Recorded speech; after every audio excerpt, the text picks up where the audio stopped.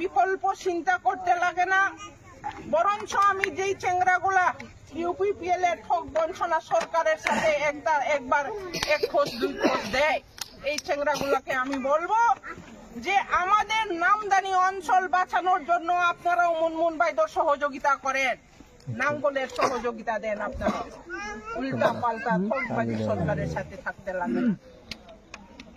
আগ্রামা মহিলারীর আদর্শ নীতি দিয়া আমি 17-18 সনে এই অঞ্চলের পুরা মদাটি দেবীতলা মদাটি অঞ্চলের মাইনরিটি অঞ্চলের প্রত্যেকজন গরিব মা বাত্রীদের বোনদের দাদা ভাইদের একটা করে ঘর দিব কয়ে আমি বিপুল হারে আমি জিওতে করে আমি ঘরের লিস্ট করছিলাম।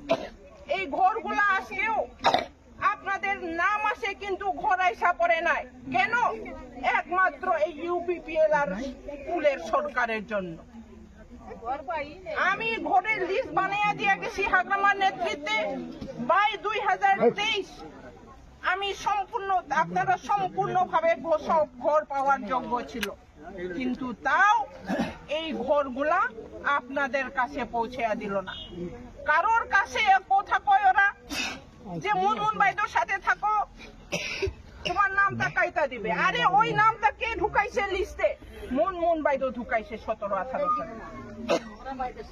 কয় এই নামটা পামুন দিব না, আপনারা আমাদের সাথে আসেন, না হইলে 2000 টাকা দেন।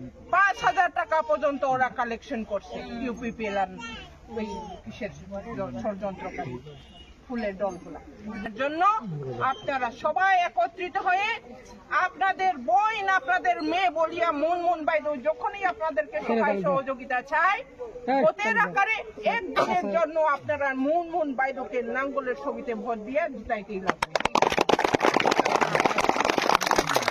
যাই হোক, পবিত্র দিন আপনাদের আরো কয়েকদিনেই মাত্র আছে, তো রমজান আমাদের ঈদ ভালো মতন যাও, সবাই সুস্থ শরীরে সুস্থ মনে যেন এই কয়েকদিন আল্লাহ আল্লাহ করতে পারে।